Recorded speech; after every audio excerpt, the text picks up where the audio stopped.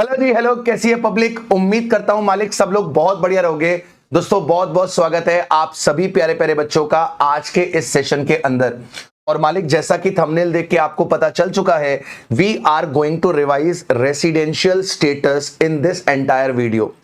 सारे concepts residential status के इस वीडियो के अंदर हम कवर कर लेंगे और डे आफ्टर टुमारो हम रेसिडेंशियल स्टेटस का प्रैक्टिस सेशन लगाएंगे, जिसके अंदर आरटीपी, पीवाईक्यूज, एमटीपीज, ये सारे क्वेश्चंस हम कवर करेंगे और आपको एग्जाम रेडी बना देंगे। मालिक अगर आप ये दोनों सेक्शन तसल्ली से लगा लेते हो तो आई कैन एश्योर यू कि आप एग्जाम में 6 नंबर अपने पक्के कर लोगे, क्योंकि हर एग्जाम में रेसिडेंशियल स्टेटस से क्वेश्चन आता ही आता है। और अगर आपने दोनों सेशंस तसल्ली से लगा लिए तो मालिक 6 नंबर तो पक्के हो गए, है ना। 6 नंबर आपके पक्के हो गए। तो मालिक बिना टाइम वेस्ट करे हम ये सेशन को स्टार्ट करते हैं, क्योंकि आपका समय बहुत ज्यादा ही कीमती है। तो मालिक we are going to start with the residential status. ये नोट्स जो है वो मैं आपके पास टेलीग्राम चैनल पर और अपने पास पीडब्ल्यू ऐप पर अपलोड करवा दूंगा, वहां से आप इसको डाउनलोड कर लीजिएगा। तो मालिक हम लोग बात करने जा रहे हैं हमारे इंपॉर्टेंट चैप्टर रेसिडेंशियल स्टेटस की। सर रेसिडेंशियल स्टेटस क्या है? तो पहले तो एक चीज समझो कि जब हम रेसिडेंशियल स्टेटस की बात करते हैं तो बच्चों को एक कंफ्यूजन आता है कि सर रेसिडेंशियल स्टेटस का मतलब कहीं सिटीजनशिप तो नहीं है। तो मालिक ऐसा नहीं है। सिटीजनशिप आपकी देश की नागरिकता होती है, दैट इज डिफरेंट कॉन्सेप्ट। और रेसिडेंशियल स्टेटस आप जो निकालते हो वो केवल इनकम टैक्स पर्पस के लिए निकालते हो। तो residential status is for the purpose of income tax and citizenship is नागरिकता, that is two different concepts. इन दोनों को मर्ज मत करना, ठीक है। ऐसा पॉसिबल है कि कोई व्यक्ति अपने पास इंडियन सिटीजन हो, जैसे मान लो अमिताभ बच्चन इंडियन सिटीजन है, वो भारत के नागरिक हैं। लेकिन ऐसा पॉसिबल है कि उनका जो रेसिडेंशियल स्टेटस है वो नॉन रेसिडेंट निकल कर आ जाए। सर ऐसा हो सकता है कि आपका जो ब्रेटली है ये ऑस्ट्रेलिया का सिटीजन है, मालिक ऐसा हो सकता है कि ब्रेट ली आपके पास रेसिडेंट निकल कर आ जाए। It is possible. तो सिटीजनशिप का और रेसिडेंशियल स्टेटस का आपस में कोई लेना देना नहीं है। सर रेसिडेंशियल स्टेटस निकालते क्यों हैं? तो राजा बेटा आपको पता होगा कि अगर हमें टोटल इनकम निकालनी है किसी की, तो टोटल इनकम निकालते वक्त हमें बहुत सारे डिडक्शंस मिलते हैं, बहुत सारी एग्जेम्पशंस मिलती हैं, राइट। तो ये जो डिडक्शंस हैं और ये जो एग्जेम्पशंस हैं ये आपके रेसिडेंशियल स्टेटस पर डिपेंड करती हैं, क्योंकि इनकम टैक्स एक्ट के अंदर काफी सारी डिडक्शंस और एग्जेम्पशंस केवल रेसिडेंट को दी गई हैं, नॉन रेसिडेंट को नहीं दी गई। तो रेसिडेंट की इनकम अलग निकलती है और नॉन रेसिडेंट की इनकम अलग निकलती है। बात समझा क्या? तो आपको इसके लिए क्या करना पड़ेगा? रेसिडेंशियल स्टेटस निकालना पड़ेगा। इसके अलावा सर इंडियन इनकम भी होती है और फॉरेन इनकम भी होती है। तो आपका रेसिडेंशियल स्टेटस ही डिसाइड करता है कि इंडिया में आपको केवल इंडियन इनकम पे टैक्स देना है कि आपको इंडियन और फॉरेन दोनों इनकम पे टैक्स देना है। यह भी आपके रेसिडेंशियल स्टेटस पे ही डिपेंड करता है। इसलिए रेसिडेंशियल स्टेटस निकालना बहुत जरूरी है। सर इसके बाद जो रेसिडेंशियल स्टेटस है, ऐसा नहीं कि आपने एक बार निकाल लिया तो हो गया, नहीं।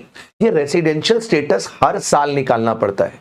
एवरी ईयर आपका रेसिडेंशियल स्टेटस डिटरमिन होता है। और मैं आपको बताऊं ऐसा पॉसिबल है कि आप इस साल रेसिडेंट हो लेकिन अगले साल आप क्या हो जाओ? नॉन रेसिडेंट हो जाओ। भाई रेसिडेंट बनने की कुछ कंडीशंस हैं।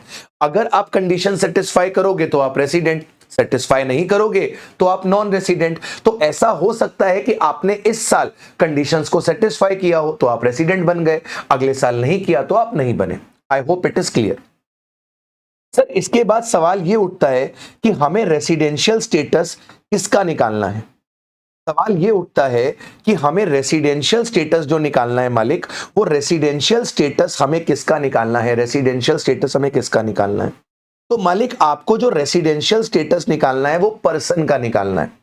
पर्सन आपका क्या हो सकता है? इंडिविजुअल हो सकता है, पर्सन आपका एचयूएफ हो सकता है, पर्सन आपका कोई फर्म हो सकती है, पर्सन एओपी हो सकता है, पर्सन बीओआई हो सकता है, पर्सन लोकल अथॉरिटी हो सकती है, पर्सन आर्टिफिशियल जुडिशियल पर्सन हो सकता है, पर्सन आपकी कंपनी हो सकती है। तो आपको इन सब लोगों का रेसिडेंशियल स्टेटस निकालना है। लेकिन मैं आपको बताऊं, आपके एग्जाम पॉइंट ऑफ व्यू से जो इंपॉर्टेंट है वो केवल इंडिविजुअल और एचयूएफ ही है। एग्जाम में अगर रेसिडेंशियल स्टेटस निकालने को आएगा तो इंडिविजुअल और एचयूएफ का ही आएगा, बाकी आपके पास एग्जाम में नहीं आएंगे। ठीक है, तो हम यहां पे बिना टाइम वेस्ट करे इंडिविजुअल के रेसिडेंशियल स्टेटस की बात करते हैं। तो मालिक, जब आप रेसिडेंशियल स्टेटस निकालते हो इंडिविजुअल का, तो आपके पास दो बेसिक कंडीशन रहती हैं, और उन दो बेसिक कंडीशन में से आपको क्या करना होता है, कोई भी एक बेसिक कंडीशन जो है वो अपने पास क्या करनी होती है, सेटिस्फाई करनी होती है। अगर आपने इन दो में से कोई भी एक बेसिक कंडीशन अगर सेटिस्फाई कर दी तो आपको डिक्लेयर कर दिया जाता है कि सर आप यहां पे रेसिडेंट हो। और अगर आपने दोनों बेसिक कंडीशन सेटिस्फाई नहीं करी तो यहां पर आपको डिक्लेयर कर दिया जाता है कि आप नॉन रेसिडेंट हो। सर एक बार आप रेसिडेंट बन गए तो यहां पर फिर आपसे कुछ एडिशनल कंडीशन पूछी जाती हैं। हमारे पास दो एडिशनल कंडीशन है। अगर आपने दोनों एडिशनल कंडीशन को सेटिस्फाई कर दिया, अगर आपने दोनों एडिशनल कंडीशन को सेटिस्फाई कर दिया तो मालिक आपको डिक्लेयर कर दिया जाएगा कि आप ऑर्डिनरली रेसिडेंट हो। आपको डिक्लेयर कर दिया जाएगा कि आप ऑर्डिनरली रेसिडेंट हो। और अगर आपने दो में से एक भी कंडीशन सेटिस्फाई नहीं करी, अगर आपने दो में से एक भी कंडीशन सेटिस्फाई नहीं करी तो आपको डिक्लेयर कर दिया जाएगा कि आप नॉट ऑर्डिनरली रेसिडेंट हो। रेसिडेंट तो हो लेकिन नॉट ऑर्डिनरली रेसिडेंट हो। इसका मतलब आपका जो इंडिविजुअल है वो या तो आपके पास ऑर्डिनरली रेसिडेंट होता है, या तो नॉट ऑर्डिनरली रेसिडेंट होता है, या तो नॉन रेसिडेंट होता है। इंडिविजुअल या तो ऑर्डिनरली रेसिडेंट, या तो नॉट ऑर्डिनरली रेसिडेंट, या फिर non resident. Sir ordinarily resident कैसे बनोगे? जब आप बेसिक कंडीशन भी सेटिस्फाई करोगे और दोनों एडिशनल कंडीशन सेटिस्फाई करोगे तो आप ऑर्डिनरली रेसिडेंट बनोगे। और जब आप केवल बेसिक कंडीशन सेटिस्फाई करोगे तो आप नॉट ऑर्डिनरली रेसिडेंट बनोगे। और जब आप बेसिक कंडीशन ही सेटिस्फाई नहीं करोगे तो आप क्या बनोगे? नॉन रेसिडेंट बनोगे। अब बिना टाइम वेस्ट करे हम ये समझते हैं मालिक कि हमारे पास बेसिक कंडीशंस हैं कौन सी। तो मालिक आपके पास जो दो बेसिक कंडीशंस हैं उनमें आपकी जो पहली कंडीशन है, जो आपकी फर्स्ट कंडीशन है, फर्स्ट कंडीशन कहती है कि आपका जो इंडिविजुअल है उसे हम रेसिडेंट डिक्लेयर कर देंगे अगर उसका stay in India during the relevant previous year. During the relevant previous year अगर उसका स्टे इन इंडिया, अगर उसका स्टे इन इंडिया 182 डेज या उससे ज्यादा है। अगर आप रिलेवेंट प्रीवियस ईयर में 182 डेज या उससे ज्यादा प्रेजेंट हैं तो आपको यहां पर रेसिडेंट डिक्लेयर कर दिया जाएगा। सर ये रिलेवेंट प्रीवियस ईयर का मतलब क्या है? राजा बेटा, रिलेवेंट प्रीवियस ईयर का मतलब होता है जिस ईयर का आप रेसिडेंशियल स्टेटस निकाल रहे हो उस ईयर को हम यहां पर क्या बोलते हैं? उस ईयर को रिलेवेंट प्रीवियस ईयर बोलते हैं। तो अगर आप प्रीवियस ईयर 25-26 का रेसिडेंशियल स्टेटस निकाल रहे हो तो previous year 25-26 is the relevant previous year. और अगर आप 25-26 में इंडिया में 182 डेज या उससे ज्यादा अवेलेबल हो तो आपको यहां पर क्या डिक्लेयर कर दिया जाएगा? रेसिडेंट डिक्लेयर कर दिया जाएगा। 182 डेज का मतलब समझ रहे हो? साल के कम से कम 6 महीने। भाई साल के कम से कम 6 महीने, 365 डेज होते हैं साल में, 365 डेज। 365 डेज का आधा करो, आपके पास 182.5 आएगा। मतलब कम से कम अगर आप आधे साल इंडिया में हो तो आपको क्या डिक्लेयर कर दिया जाएगा? रेसिडेंट डिक्लेयर कर दिया। अब सर सवाल ये उठता है कि ये जो 182 डेज लिखे हुए हैं, क्या ये 182 डेज लगातार होने चाहिए कि तोड़ तोड़ कर हो सकते हैं? तो सरकार कहती है कि ऐसा जरूरी नहीं है कि आपका जो पीरियड ऑफ स्टे हो वो कॉन्टिन्यूअस हो। ऐसा कोई जरूरी नहीं है कि ये कॉन्टिन्यूअस हो। आप ये 182 डेज तोड़ तोड़ कर भी कर सकते हो। जैसे मान लो आप अप्रैल में 15 दिन थे, फिर मई में आए ही नहीं, जून का महीना पूरा थे, फिर जुलाई में आए नहीं, फिर अगस्त के 20 दिन थे, फिर सितंबर में नहीं आए, फिर अक्टूबर में 25 दिन थे, फिर नवंबर में नहीं आए, दिसंबर के 25 दिन थे। तो इस तरीके से आपका जो टोटल होना चाहिए वो 182 डेज या उससे ज्यादा होना चाहिए। सर इंडिया का मतलब क्या है? इंडिया का मतलब क्या है? अरे बेटा इंडिया का मतलब ये होता है जो इंडिया का लैंड है, जो इंडिया का लैंड है, जो इंडिया का लैंड है उसे भी आप इंडिया बोलते हो। जो आपका इंडिया का लैंड है, जो आपका इंडिया का लैंड है इसे भी आप इंडिया बोलते हो। और यहां से 12 नॉटिकल माइल्स तक का जो समुद्र है, यहां से जो 12 नॉटिकल माइल्स तक का जो समुद्र है, जो टेरिटोरियल वाटर है, जो टेरिटोरियल वाटर है, ये जो समुद्र है ये भी आपका इंडिया होता है। तो आप अपने लैंड एरिया में हो या फिर आप ये 12 नॉटिकल माइल वाले एरिया में हो, दोनों केसेस में आपको माना जाएगा कि आप इंडिया में हो। मतलब ऐसा जरूरी नहीं है कि आपको लैंड एरिया में ही होना है। जो इंडिया का टेरिटोरियल वाटर है, इंडिया का टेरिटोरियल वाटर कहां तक जाता है? 12 नॉटिकल माइल्स तक। जैसे आप लैंड को किलोमीटर में नापते हो, वैसे ही सी को आप नॉटिकल माइल्स में नापते हो, नॉटिकल माइल्स में।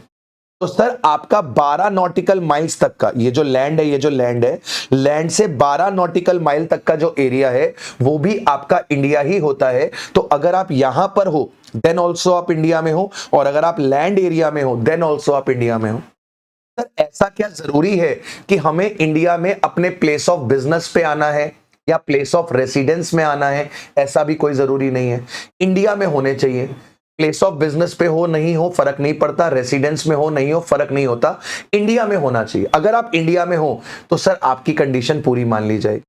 अच्छा एक चीज और समझना कि सर आपका जो डे ऑफ अराइवल है, आपका जो डे ऑफ अराइवल है और आपका जो डे ऑफ डिपार्चर है, ये दोनों को हम लोग क्या बोलते हैं सर? ये दोनों को हम लोग बोलते हैं कि आप इंडिया में हो।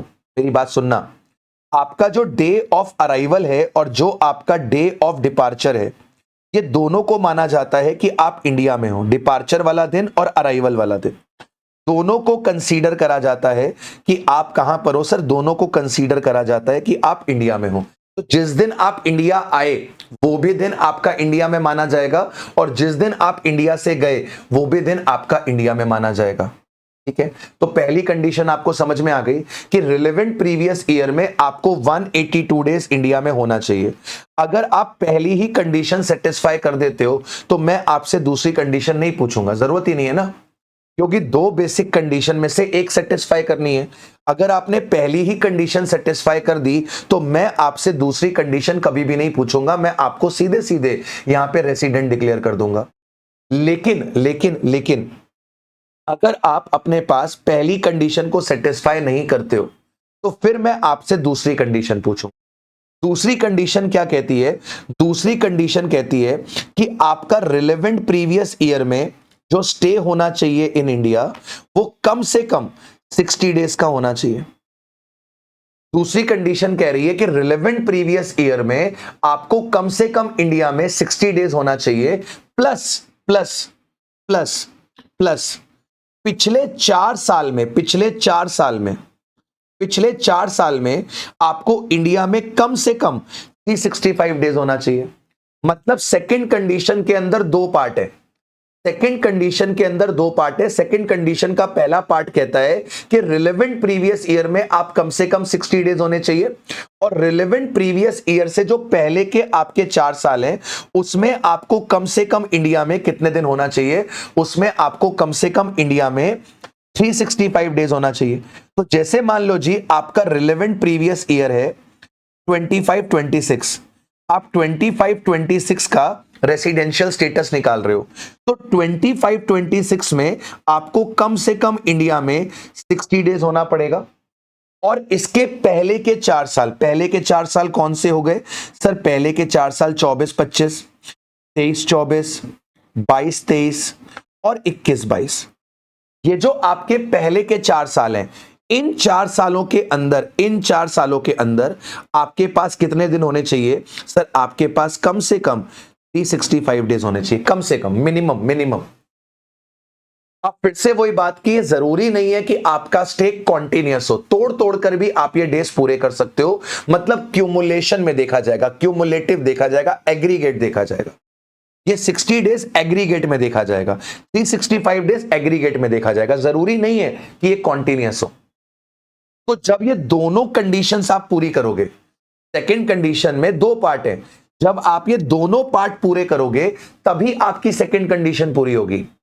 जब ये दोनों पार्ट आप पूरे करोगे तभी आपकी सेकंड कंडीशन को सेटिस्फाई माना जाएगा। इन दोनों पार्ट में से एक भी पार्ट अगर पूरा नहीं हुआ तो फिर सेकंड कंडीशन सेटिस्फाई नहीं होगी। जैसे रिलेवेंट प्रीवियस ईयर में तो मान लो आप 100 डेज थे, रिलेवेंट प्रीवियस ईयर में मान लो आप 100 डेज थे, लेकिन पिछले 4 साल में आप केवल 360 डेज थे, तो क्या कंडीशन पूरी हो गई? नहीं पूरी हुई। आपकी सेकंड कंडीशन यहां पे सेटिस्फाई नहीं हुई। सर यहां पर आप 100 दिन थे और यहां पर आप 370 डेज थे, क्या कंडीशन पूरी हो गई? हां हो गई। सर यहां पर आप 400 दिन थे पिछले 4 साल में, लेकिन रिलेवेंट प्रीवियस ईयर में आप 55 डेज थे, तो क्या कंडीशन पूरी हो गई? नहीं। ये दोनों पार्ट आपके सेटिस्फाई होने चाहिए। जब दोनों पार्ट सेटिस्फाई होंगे, जब दोनों पार्ट सेटिस्फाई होंगे तभी यहां पर आपकी जो कंडीशन है उसे सेटिस्फाइड माना जाएगा। आई होप आपको मेरी बात समझी। इन दो बेसिक कंडीशन में से, इन दो बेसिक कंडीशन में से कोई भी एक कंडीशन अगर आप सेटिस्फाई कर देते हो तो आपको रेसिडेंट डिक्लेयर कर देंगे, और अगर आपकी दोनों कंडीशंस यहां पर सेटिस्फाई नहीं हुई तो आपको नॉन रेसिडेंट डिक्लेयर कर देंगे। पहली कंडीशन, रिलेवेंट प्रीवियस ईयर में 182 डेज या उससे ज्यादा होना चाहिए, ये सेटिस्फाई नहीं हुई, कोई बात नहीं, दूसरी कंडीशन में चलेंगे।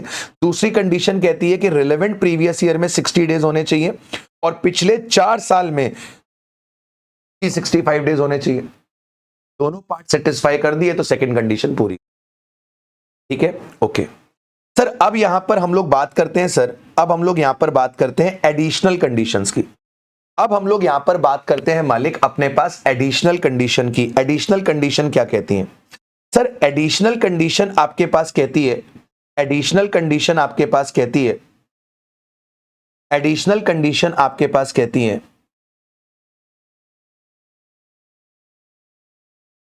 एडिशनल कंडीशन आपके पास कहती है कि मालिक दो एडिशनल कंडीशन है, अगर आपने दोनों एडिशनल कंडीशन सेटिस्फाई करी, बोथ एडिशनल कंडीशन अगर आपने अपने पास सेटिस्फाई करी, दोनों एडिशनल कंडीशन अगर आपने अपने पास सेटिस्फाई करी, तो आप क्या बन जाओगे सर? आप आरओआर बन जाओगे, आप आरओआर बन जाओगे। अदरवाइज अदरवाइज आप क्या बनोगे सर?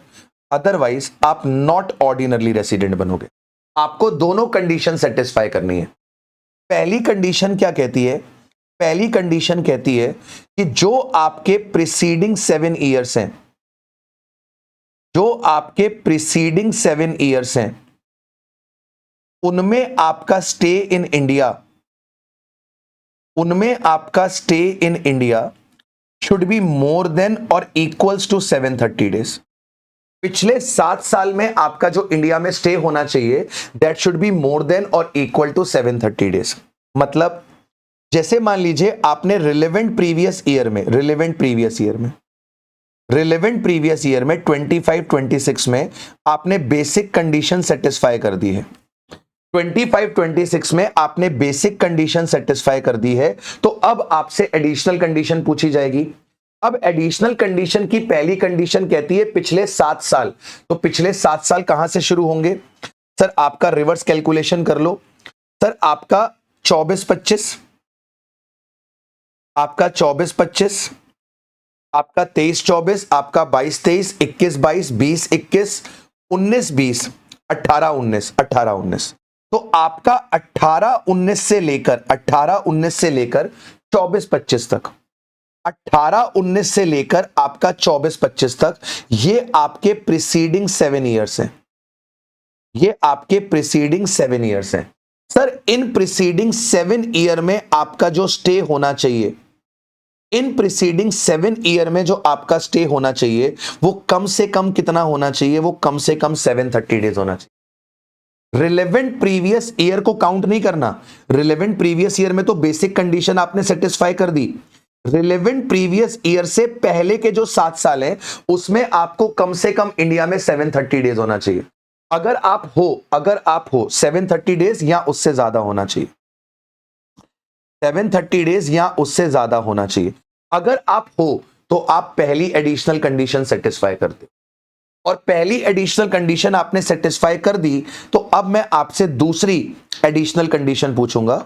दूसरी एडिशनल कंडीशन कहती है कि आपके जो प्रीसीडिंग 10 ईयर्स हैं, आपके जो प्रीसीडिंग 10 ईयर्स हैं उसमें से किसी भी 2 साल में आप इंडिया में क्या हो, आप रेसिडेंट हो इन इंडिया। आप रेसिडेंट हो इन इंडिया। और रेसिडेंट इन इंडिया कैसे बनते हो, बेसिक कंडीशन सेटिस्फाई करके। रेसिडेंट इन इंडिया कैसे बनते हो, बेसिक कंडीशन को सेटिस्फाई करके। कहना क्या चाह रहा है, जैसे मान लो ये आपका 25-26 जो है वो रिलेवेंट प्रीवियस ईयर है। आपका रिलेवेंट प्रीवियस ईयर है 25-26।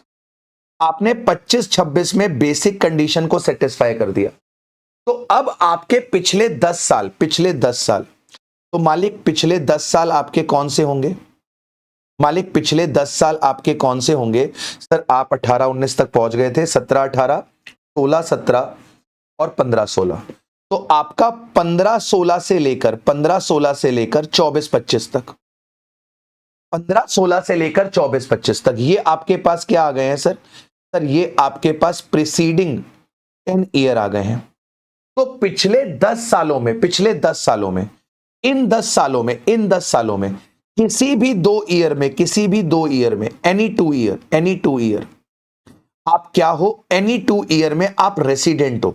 रेसिडेंट कैसे बनते हो? बेसिक कंडीशन को सेटिस्फाई करके। तो अगर पिछले 10 साल में किसी भी 2 साल में आपने बेसिक कंडीशन सेटिस्फाई करी है, चाहे तो बेसिक कंडीशन पहली वाली चाहे दूसरी वाली, पिछले 10 साल में अगर किसी 2 साल में आपने बेसिक कंडीशन को सेटिस्फाई किया है, तो आपने ये दूसरी वाली एडिशनल कंडीशन भी सेटिस्फाई कर दी। तो जिस बंदे ने ये दोनों एडिशनल कंडीशन सेटिस्फाई कर दी, वो बंदा क्या कहलाएगा? वो बंदा आरओआर कहलाएगा।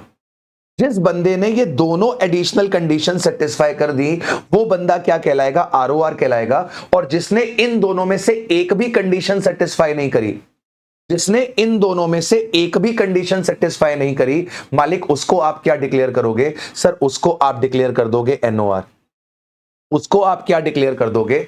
उसको आप डिक्लेयर कर दोगे एनओआर। आई होप आपको मेरी बात समझ में आई। बेसिक कंडीशन की पहली कंडीशन रिलेवेंट प्रीवियस ईयर में जो स्टे होना चाहिए वो 182 डेज या उससे ज्यादा होना चाहिए। ये सेटिस्फाई नहीं हुई तो दूसरी कंडीशन पूछेंगे, रिलेवेंट प्रीवियस ईयर में स्टे 60 डेज या उससे ज्यादा होना चाहिए, प्लस पिछले 4 साल में जो स्टे है वो 365 डेज या उससे ज्यादा होना चाहिए। दोनों पार्ट सेटिस्फाई हो गए तो कंडीशन सेटिस्फाई मान ली जाएगी। दोनों बेसिक कंडीशन में से एक भी कंडीशन पूरी हो गई तो रेसिडेंट, दोनों कंडीशन पूरी नहीं हुई तो नॉन रेसिडेंट। अगर रेसिडेंट बन गया तो एडिशनल कंडीशन चेक करनी है। पहली एडिशनल कंडीशन कहती है कि पिछले 7 साल में आपका जो स्टे होना चाहिए इंडिया में वो कम से कम 730 डेज का होना चाहिए। और दूसरी कंडीशन कहती है कि पिछले 10 साल में किसी भी 2 प्रीवियस ईयर में आपको इंडिया में रेसिडेंट होना चाहिए। अगर आप अपने पास ये दोनों कंडीशंस अपने पास सेटिस्फाई कर रहे हो, को सेटिस्फाई कर रहे हो, तो यहां पर आपके पास आपको क्या डिक्लेयर करेंगे? ऑर्डिनरली रेसिडेंट डिक्लेयर कर देंगे। अदरवाइज आपको क्या डिक्लेयर करेंगे? नॉट ऑर्डिनरली रेसिडेंट डिक्लेयर कर देंगे। ठीक है जी। अब मेरी बात सुनना, अब जो मैं आपको पढ़ाने जा रहा हूं बहुत इंपॉर्टेंट चीज है। सर क्या पढ़ाने जा रहे हो? अब मैं आपको exceptions to the basic condition पढ़ाने जा रहा हूं। यहां पे हम 2 तरीके के एक्सेप्शंस पढ़ेंगे, जिसको हम बोलते हैं कैटेगरी 1 और कैटेगरी 2। कैटेगरी 1 में जो एक्सेप्शन है वो किन की बात होती है? सर कैटेगरी 1 में जो एक्सेप्शन है उनमें हम बात करते हैं इंडियन सिटीजन की, जो इंडिया छोड़कर जा रहे हैं। पहली कैटेगरी में हम उन इंडियन सिटीजन्स की बात करते हैं जो इंडिया छोड़कर जा रहे हैं। अगर इंडियन सिटीजन इंडिया छोड़कर जा रहा है, तो उस केस में हम लोग केवल जो पहला वाला बेसिक कंडीशन है, 182 डेज वाला जो कंडीशन, हम केवल उसी को चेक करते हैं। मतलब अगर कोई इंडियन सिटीजन इंडिया छोड़कर जा रहा है, इंडियन सिटीजन इंडिया छोड़कर जा रहा है, तो वहां पर हम उसके पास पहली ही कंडीशन चेक करते हैं, दूसरी कंडीशन चेक नहीं करते। पहली कंडीशन चेक करते हैं, दूसरी कंडीशन चेक नहीं करते। मतलब 182 डेज वाली कंडीशन पूरी होगी तो रेसिडेंट माना जाएगा, 182 डेज वाली कंडीशन पूरी नहीं होगी तो नॉन रेसिडेंट डिक्लेयर कर देंगे। 182 डेज वाली कंडीशन पूरी होगी तो रेसिडेंट डिक्लेयर करेंगे, पूरी नहीं होगी तो नॉन रेसिडेंट डिक्लेयर कर देंगे। अब यहां पर कौन से इंडियन सिटीजन की बात हो रही है? कह रहे हैं कि सर अगर आप एक इंडियन सिटीजन हो और आप इंडिया छोड़कर जा रहे हो for the purpose of employment. आप इंडिया क्यों छोड़कर जा रहे हो? आप इंडिया छोड़कर जा रहे हो एम्प्लॉयमेंट के लिए, एम्प्लॉयमेंट के लिए। आपकी इंडिया के बाहर जॉब लग गई है, आपने इंडिया के बाहर बिजनेस सेटअप कर लिया है, आपने इंडिया के बाहर प्रोफेशन सेटअप कर लिया है। तो ऐसे केस में जब आप इंडिया छोड़कर जाते हो तो हम आपसे केवल फर्स्ट बेसिक कंडीशन ही पूछते हैं, सेकंड कंडीशन नहीं पूछते। फर्स्ट कंडीशन सेटिस्फाई तो रेसिडेंट, फर्स्ट कंडीशन सेटिस्फाई नहीं हुई तो नॉन रेसिडेंट, बात खत्म। तो अगर आप एम्प्लॉयमेंट पर्पस के लिए इंडिया से बाहर जा रहे हो तो आपके लिए केवल फर्स्ट बेसिक कंडीशन है, अगर आप इंडियन सिटीजन हो और इंडिया छोड़कर जा रहे हो। दूसरा, अगर आप इंडियन सिटीजन हो और इंडिया छोड़कर जा रहे हो as a crew member, as a crew member of a Indian ship. मतलब कोई वेसल है, कोई वेसल है, कोई शिप है जो इंडिया के बाहर जा रहा है, जैसे मर्चेंट नेवी होती है। मर्चेंट नेवी में इंडिया के बाहर सामान को भेजा जाता है, ट्रांसपोर्ट किया जाता है सी रूट से। तो अगर आप उस शिप में क्रू मेंबर हो जो सामान इंडिया से बाहर लेकर जा रही है, आप उसमें क्रू मेंबर हो, आप उस शिप के कैप्टन हो सकते हो, आप उस शिप में इंजीनियर हो सकते हो, आप उस शिप के अंदर क्या बोलते हैं क्लीनर हो सकते हो, ठीक है, कुछ भी हो, आप उस शिप में काम करते हो और आप शिप के साथ इंडिया के बाहर जा रहे हो, आप शिप के साथ इंडिया के बाहर जा रहे हो, तो ऐसे केस में भी आपके पास हम केवल फर्स्ट बेसिक कंडीशन ही देखेंगे। यानी कि अगर कोई इंडियन सिटीजन इंडिया छोड़कर जा रहा है, कोई इंडियन सिटीजन इंडिया छोड़कर जा रहा है किस पर्पस के लिए? For the purpose of employment. India छोड़कर जा रहा है for the purpose of employment. आपकी जॉब लग गई है इंडिया के बाहर, आपने बिजनेस सेटअप कर लिया है इंडिया के बाहर, for the purpose of employment, for the purpose of employment. या फिर सर आप इंडिया के बाहर जा रहे हो as a crew member, as a crew member, as a crew member of Indian ship, of Indian ship. इन दो केसेस में आपके पास हम केवल फर्स्ट बेसिक कंडीशन चेक करेंगे और उसके बाद ऑब्वियसली एडिशनल कंडीशन भी चेक करेंगे। ऑब्वियसली अगर आपने फर्स्ट कंडीशन सेटिस्फाई कर दी, फर्स्ट कंडीशन सेटिस्फाई कर दी, आप रेसिडेंट बन गए, तो हम एडिशनल कंडीशन चेक करके आपको ऑर्डिनरली या फिर नॉट ऑर्डिनरली रेसिडेंट जो होगा वो डिक्लेयर करेंगे। आपको रेसिडेंट या फिर नॉट ऑर्डिनरली रेसिडेंट यहां पर डिक्लेयर करेंगे। लेकिन अगर आपने फर्स्ट कंडीशन ही सेटिस्फाई नहीं करी तो ऐसे केस में हम आपको क्या डिक्लेयर कर देंगे कि आप नॉन रेसिडेंट। चलिए मालिक, अब एक बात समझिएगा, एक बहुत ही इंपॉर्टेंट पॉइंट है और ये जो पॉइंट है ये आपके पास उन क्रू मेंबर्स के लिए है जो आपके पास फॉरेन गोइंग इंडियन वेसल में काम कर रहे हैं। ये जो पॉइंट बताने जा रहा हूं ये पॉइंट किसके लिए एप्लीकेबल होने वाला है? इस सेकंड वाले पॉइंट के लिए, Indian citizen living India as a crew member of Indian ship. तो जब आप एक शिप में काम करते हो तो जैसे आपका पासपोर्ट होता है ना, वैसे ही आपका एक कॉन्टिन्यूअस डिस्चार्ज सर्टिफिकेट होता है। भारत सरकार जो है वो कॉन्टिन्यूअस डिस्चार्ज सर्टिफिकेट इशू करती है इन लोगों के लिए जो लोग ये शिप्स वगैरह में काम करते हैं उनके लिए। तो सर जब आप इंडिया के बाहर जाते हो तो वैसे ही पासपोर्ट पे क्या लगता है? डिपार्चर का स्टैंप लगता है और जब आप इंडिया आते हो अराइवल का स्टैंप लगता है। ठीक वैसे ही जब आप शिप में काम करते हो तो कॉन्टिन्यूअस डिस्चार्ज सर्टिफिकेट में दो तरीके की डेट्स आती हैं। एक आती है date of joining the journey और एक आती है date of signing off the journey.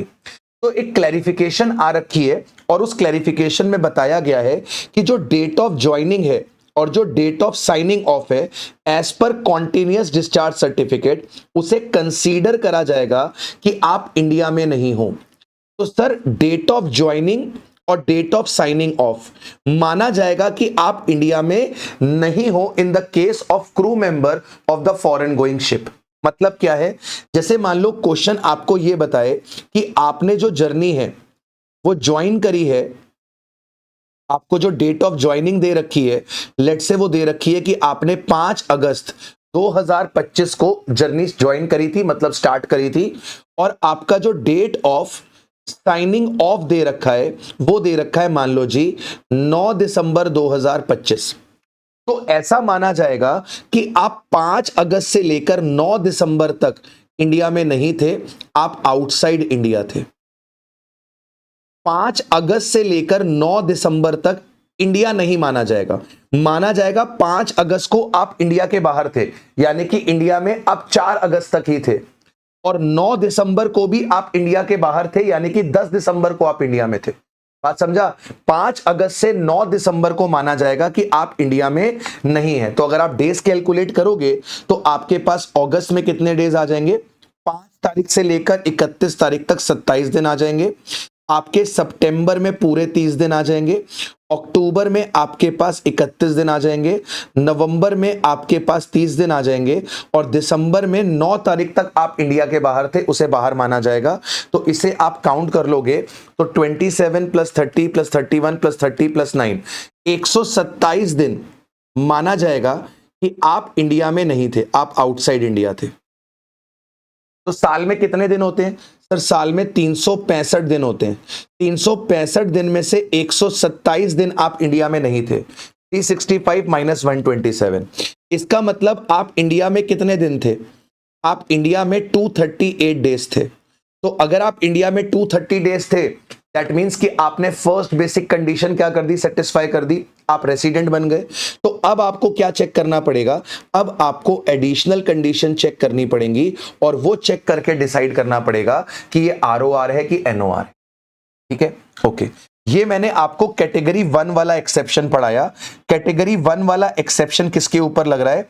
उन इंडियन सिटीजन के ऊपर जो इंडिया छोड़कर जा रहे हैं एम्प्लॉयमेंट पर्पस के लिए, या फिर as a crew member of Indian ship. यहां पे पहला ही कंडीशन आपको चेक करना है, दूसरा कंडीशन चेक नहीं करना। अब दूसरा एक्सेप्शन सुनो, दूसरा एक्सेप्शन सुनो, कैटेगरी 2 का एक्सेप्शन। कैटेगरी 2 का एक्सेप्शन किसके ऊपर लगता है सर? ये आपके पास इंडियन सिटीजन के ऊपर लगता है, और पर्सन ऑफ इंडियन ओरिजिन पे लगता है, जो इंडिया आ रहे हैं, जो इंडिया आ रहे हैं, विजिट कर रहे हैं इंडिया, विजिट कर रहे हैं इंडिया।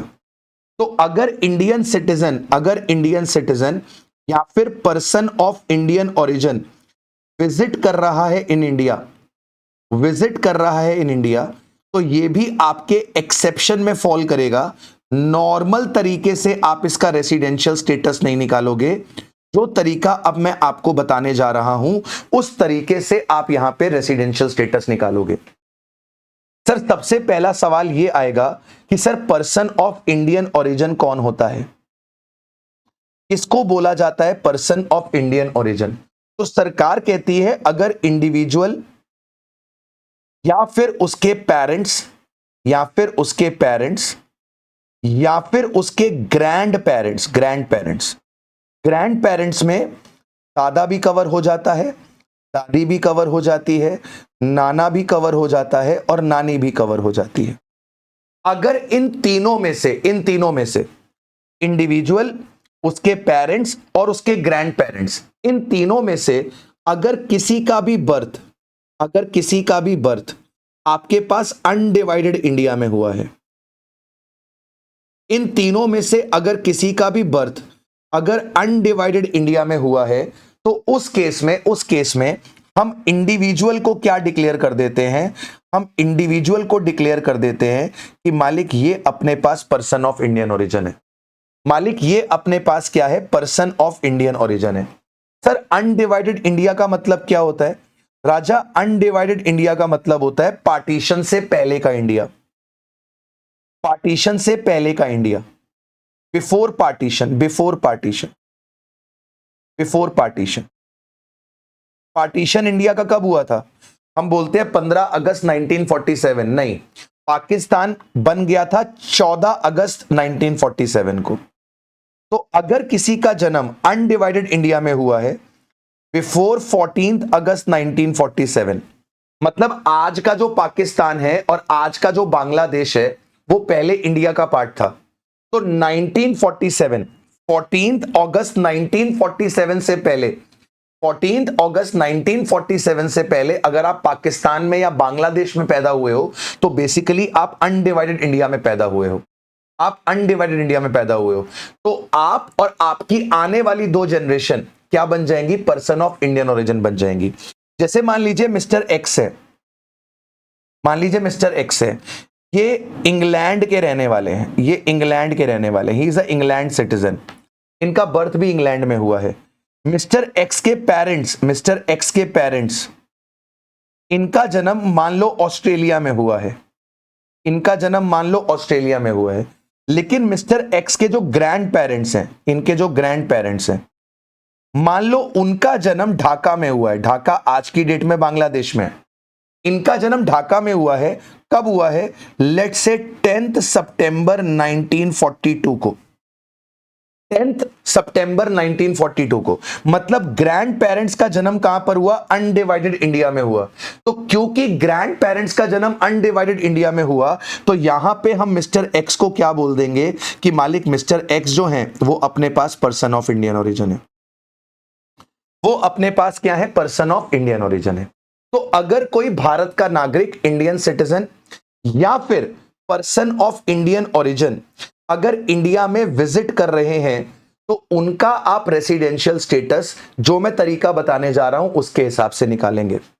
तो अगर कोई पर्सन ऑफ इंडियन ओरिजिन या फिर इंडियन सिटीजन इंडिया विजिट करता है और रिलेवेंट प्रीवियस ईयर में उसका स्टे मोर देन और इक्वल टू 182 डेज है, मतलब कि वो अपने पास जो बेसिक कंडीशन है उसको सेटिस्फाई कर रहा है, फर्स्ट बेसिक कंडीशन को, वो हमारे पास फर्स्ट बेसिक कंडीशन को सेटिस्फाई कर रहा है। अगर रिलेवेंट प्रीवियस ईयर में पर्सन ऑफ इंडियन ओरिजिन या फिर इंडियन सिटीजन का स्टे 182 डेज या उससे ज्यादा है, तो आप इसे क्या ट्रीट कर लो सर? आप इसे रेसिडेंट ट्रीट कर लो, और आप अब एडिशनल कंडीशंस चेक कर लो और डिसाइड कर लो कि ये ऑर्डिनरली रेसिडेंट है कि नॉट ऑर्डिनरली रेसिडेंट। मतलब अगर पर्सन ऑफ इंडियन ओरिजिन या फिर इंडियन सिटीजन इंडिया विजिट करते हैं 182 डेज या उससे ज्यादा, तो नॉर्मल तरीके से जैसे आप निकालते हो रेसिडेंशियल स्टेटस, वैसे ही निकाल लेना। इसको रेसिडेंट डिक्लेयर करना, एडिशनल कंडीशन चेक करके डिसाइड कर लेना ऑर्डिनरली है कि नॉट ऑर्डिनरली है। लेकिन अगर पर्सन ऑफ इंडियन ओरिजिन या फिर इंडियन सिटीजन विजिट कर रहे हैं इंडिया और वो 182 डेज की कंडीशन सेटिस्फाई नहीं कर रहे, 182 डेज से कम इंडिया में है, 182 डेज से कम इंडिया में, वो इंडिया में 182 डेज से कम है, लेकिन नीचे 3 कंडीशन लिखी हुई है, नीचे 3 कंडीशन लिखी हुई है। अगर ये तीनों कंडीशन सेटिस्फाई हो जाएं, तो हम वहां पर उसको क्या डिक्लेयर कर देंगे? RNOR डिक्लेयर कर देंगे। पर्सन ऑफ इंडियन ओरिजिन या फिर इंडियन सिटीजन इंडिया विजिट पर आया है, 182 डेज से कम आया है, तो वहां पर हम उसको RNOR डिक्लेयर कर देंगे अगर वो ये 3 कंडीशंस को पूरा कर दे। और इन 3 में से एक भी कंडीशन पूरी नहीं होती तो हम फिर उसको नॉन रेसिडेंट डिक्लेयर कर देंगे। क्या है 3 कंडीशन? रिलेवेंट प्रीवियस ईयर में जो स्टे होना चाहिए वो आपका 120 डेज या उससे ज्यादा होना चाहिए। पिछले 4 साल में जो स्टे होना चाहिए वो 365 डेज या उससे ज्यादा होना चाहिए। और आपकी जो इंडियन इनकम होनी चाहिए वो 15 लाख रुपए को एक्सीड कर रही होनी चाहिए। आपकी जो इंडियन इनकम होनी चाहिए वो 15 लाख को एक्सीड कर रही होनी चाहिए। अगर आपने ये तीनों कंडीशन सेटिस्फाई कर दी कि रिलेवेंट प्रीवियस ईयर में आप 120 डेज या उससे ज्यादा है, पिछले 4 साल में 365 डेज या उससे ज्यादा है, और आपकी इंडियन इनकम 15 लाख रुपीज से ज्यादा है, अगर ये तीनों कंडीशन आपने सेटिस्फाई कर दी, अगर आपने सेटिस्फाई कर दी, तो आप RNOR बनोगे। यहां पे कोई एडिशनल कंडीशन वगैरह चेक करने की जरूरत नहीं है। और अगर ये तीनों में से एक भी कंडीशन पूरी नहीं हुई तो आप यहां पर क्या बन जाओगे? नॉन रेसिडेंट बन जाओगे। बिल्कुल सिंपल तरीका मैं आपको समझा रहा हूं, ध्यान से देखिएगा। मान लीजिए कोई पर्सन ऑफ इंडियन ओरिजिन, कोई पर्सन ऑफ इंडियन ओरिजिन या इंडियन सिटीजन विजिट कर रहा है इन इंडिया, विजिट कर रहा है इंडिया, तो सबसे पहले आप क्या चेक करो? सबसे पहले आप चेक करो क्या रिलेवेंट प्रीवियस ईयर में उसका जो स्टे है वो मोर देन और इक्वल टू 182 डेज है, अगर है तो आप इसे रेसिडेंट बोलो, आप इसे रेसिडेंट बोलो और चेक कर लो एडिशनल कंडीशन और डिसाइड कर लो कि ये ऑर्डिनरली रेसिडेंट है कि नॉट ऑर्डिनरली रेसिडेंट। लेकिन अगर ये वाली कंडीशन सेटिस्फाई नहीं हो रही, नो, अगर ये कंडीशन सेटिस्फाई नहीं हो रही तो क्या करना है? तो आपको देखना है, तीन कंडीशंस हैं, क्या वो तीन कंडीशन सेटिस्फाई हो रही है? फिर आपको देखना है फॉलोइंग ऑल थ्री कंडीशंस, क्या आपकी सेटिस्फाई हो रही हैं? क्या कंडीशन है? पहला, रिलेवेंट प्रीवियस ईयर में मोर देन और इक्वल टू 120 डेज इंडिया में होना चाहिए। पिछले 4 सालों में मोर देन और इक्वल टू 365 डेज होना चाहिए। और आपकी जो इंडियन इनकम है वो 15 लाख से ज्यादा होनी चाहिए, बराबर नहीं, 15 लाख से ज्यादा होनी चाहिए। अगर आपने ये तीनों कंडीशन सेटिस्फाई कर दी, तो डायरेक्टली आपको क्या बोल देंगे? RNOR बोल देंगे, कोई एडिशनल कंडीशन चेक नहीं करेंगे। और अगर ये तीनों में से एक भी कंडीशन सेटिस्फाई नहीं हुई, तो ऐसे केस में आपको क्या बोल देंगे? NR बोल देंगे। तो सबसे पहले आपको क्या करना है? चेक करना है क्या 182 डेज वाली कंडीशन पूरी हो रही है। अगर हो रही है तो रेसिडेंट एडिशनल कंडीशन चेक करके OR NOR डिसाइड कर लो। पहली कंडीशन पूरी नहीं हो रही तो तीनों सेटिस्फाई होनी चाहिए, तीनों अगर सेटिस्फाई हो रही हैं तो RNOR, और अगर नहीं हो रही है तो NR, बात खत्म। अब इंपॉर्टेंट चीज समझना, सर इंडियन इनकम में हम दो तरीके की फॉरेन इनकम भी इंक्लूड करेंगे। इंडियन इनकम में हम इंक्लूड करेंगे 2 टाइप्स ऑफ फॉरेन इनकम। मतलब जब ये 15 लाख की लिमिट निकालनी है, जब ये 15 लाख की लिमिट चेक करनी है, तो 15 लाख की लिमिट चेक करने के लिए दो तरीके की फॉरेन इनकम को हम इंडियन इनकम में इंक्लूड करके देखेंगे। कौन सी है? पहली, फॉरेन की बिजनेस इनकम जिसका कंट्रोल इंडिया में है। इंडिया में कंट्रोल कैसे आएगा? जब आपके पास उसका 51% या उससे ज्यादा का कंट्रोल होगा, या तो इक्विटी होगी या वोटिंग पावर होगी या प्रॉफिट शेयर होगा। तो फॉरेन की बिजनेस इनकम जिसका कंट्रोल इंडिया में है, या फिर फॉरेन की प्रोफेशनल इनकम जिसका सेटअप इंडिया में है, ये दो तरीके की फॉरेन इनकम को हम इंडियन इनकम में इंक्लूड करेंगे इस 15 लाख की लिमिट को चेक करने के। दो तरीके की फॉरेन इनकम को हम इंक्लूड करेंगे इस 15 लाख की लिमिट को चेक करने के लिए। तो मालिक, आई होप आपको मेरी बात समझी। इंडियन इनकम में अपन इंक्लूड करेंगे फॉरेन की बिजनेस इनकम जिसका कंट्रोल इंडिया में है, एंड फॉरेन की प्रोफेशनल इनकम जिसका सेटअप इंडिया में है। इसे 15 लाख की लिमिट को चेक करने के लिए इंक्लूड करा जाए। इसके बाद सर इंडिविजुअल के केस में लास्ट कॉन्सेप्ट निकल कर आता है डीम्ड रेसिडेंट का।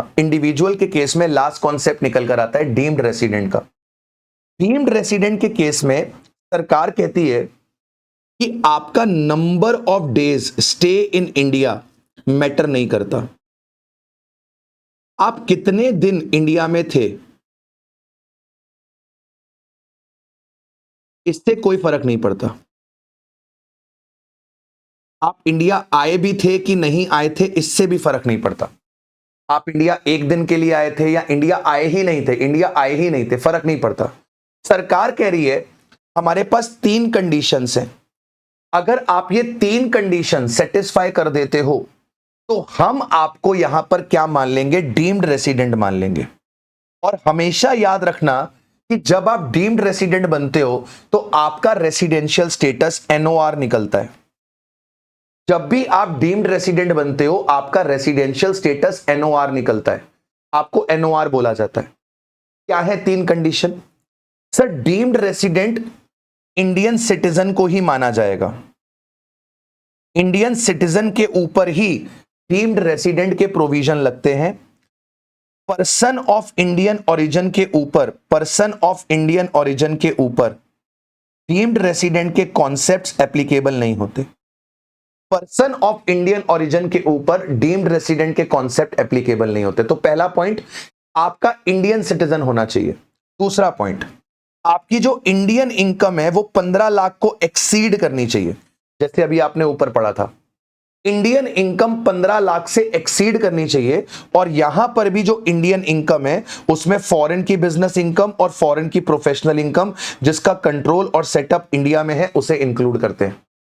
तो इंडियन इनकम 15 लाख से एक्सीड करनी चाहिए, एक्सीड करनी चाहिए। और आप दुनिया के किसी भी कोने में टैक्स नहीं पे कर रहे हैं। आप दुनिया के किसी भी कोने में टैक्स पे नहीं कर रहे हैं। क्यों नहीं पे कर रहे हैं? क्योंकि आप टैक्स हेवन कंट्रीज में रहते हैं, दुबई में रहते हैं, स्विट्जरलैंड में रहते हैं, मॉरिशस में रहते हैं, जहां पे इनकम टैक्स नहीं है।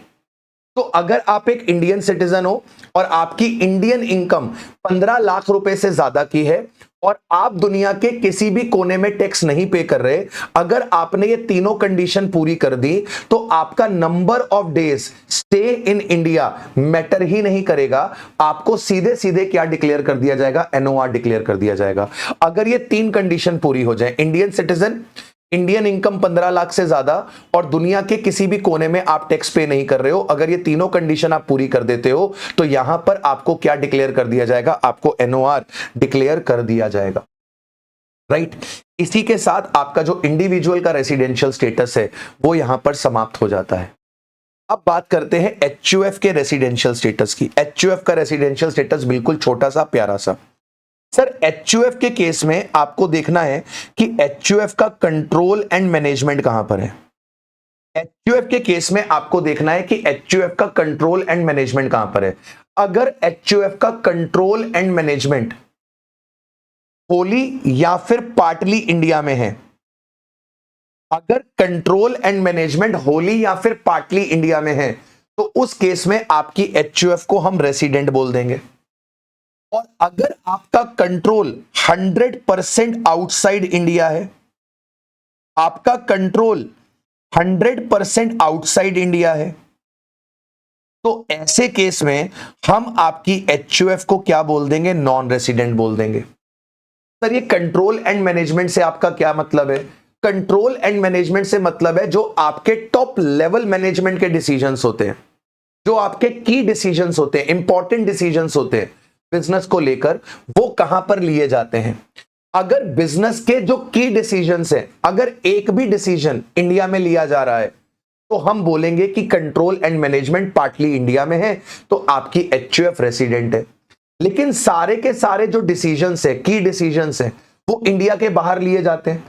बिजनेस इंडिया के बाहर से ही रन किया जाता है, कोई भी डिसीजन इंडिया में नहीं लिया जाता, तो उस केस में कंट्रोल एंड मैनेजमेंट पूरा इंडिया के बाहर है और आपकी एचयूएफ क्या हो जाएगी? नॉन रेसिडेंट हो जाएगी। तो अगर थोड़ा सा भी कंट्रोल इंडिया में है तो एचयूएफ रेसिडेंट है और पूरा कंट्रोल इंडिया के बाहर है तो एचयूएफ नॉन रेसिडेंट है। एक बार एचयूएफ आपकी रेसिडेंट बन गई तो यहां पर आपकी एचयूएफ ऑर्डिनरली रेसिडेंट है कि नॉट ऑर्डिनरली रेसिडेंट है, यह कर्ता पे डिपेंड करेगा।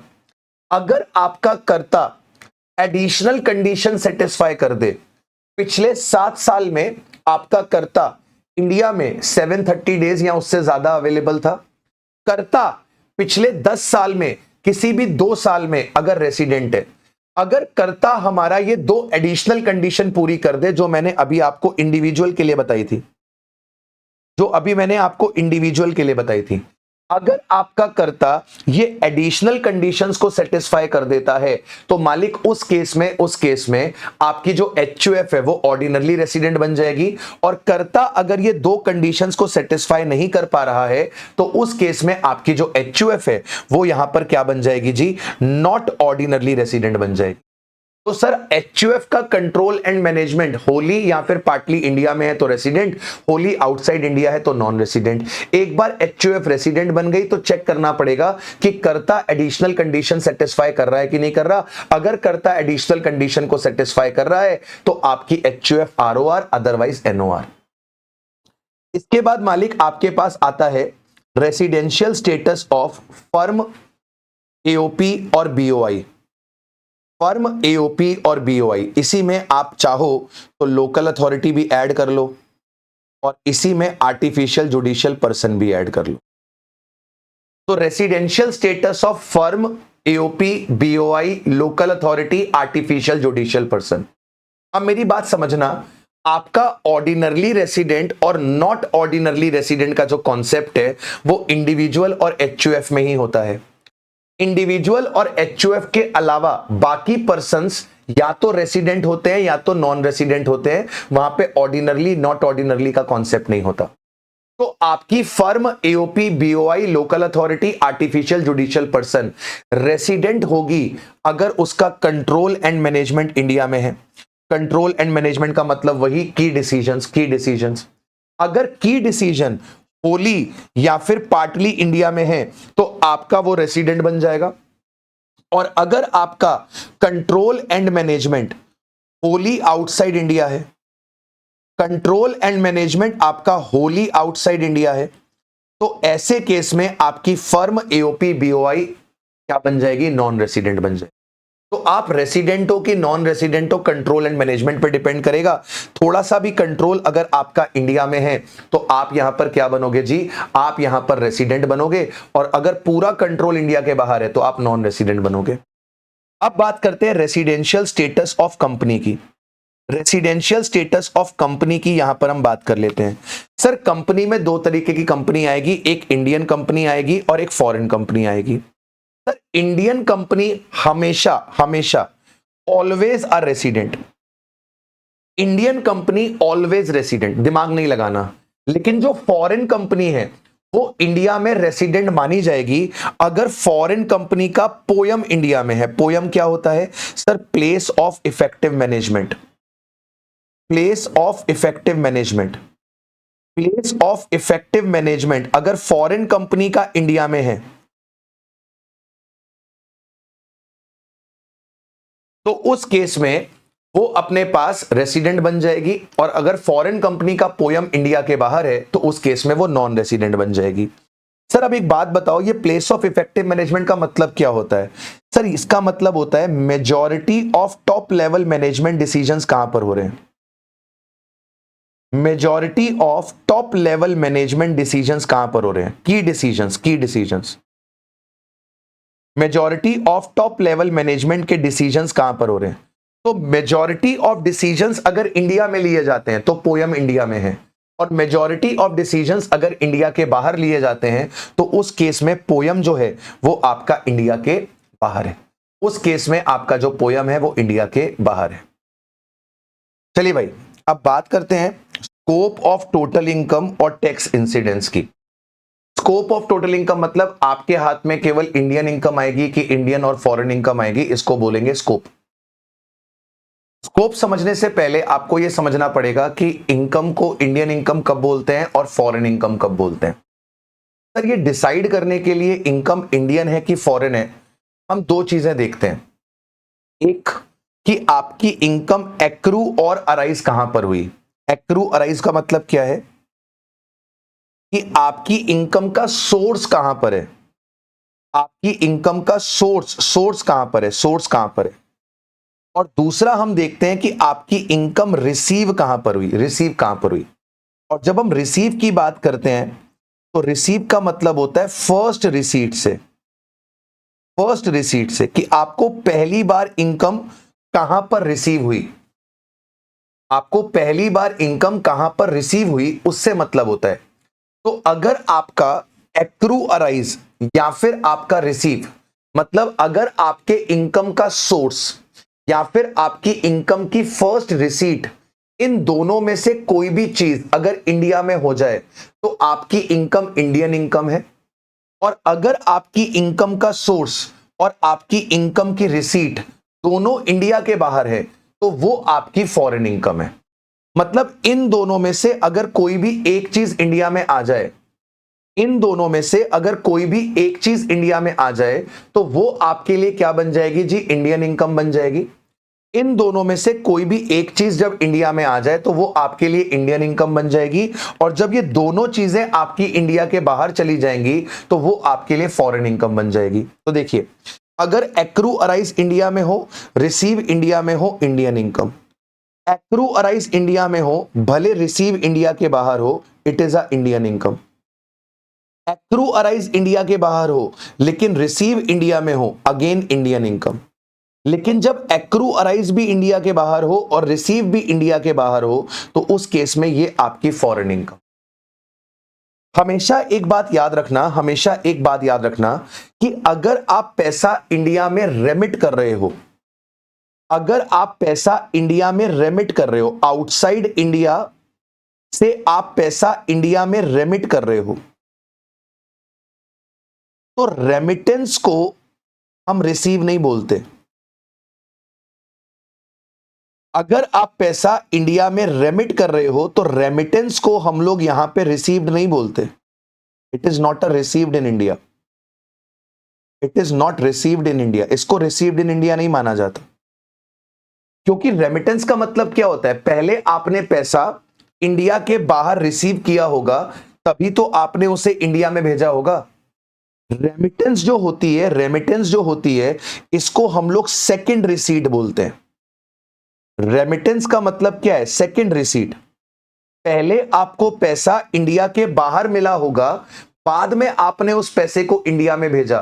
तो बाबू, बाद में अगर आप पैसा इंडिया में भेज रहे हो तो रेमिटेंस को रिसीव्ड इन इंडिया नहीं बोलते, रेमिटेंस को रिसीव्ड इन इंडिया नहीं बोलते। ठीक है, remittance is not a received in India, remittance is not received in India, इस बात का ध्यान रखना। ठीक है, अब आपकी इनकम के स्कोप की बात करते हैं।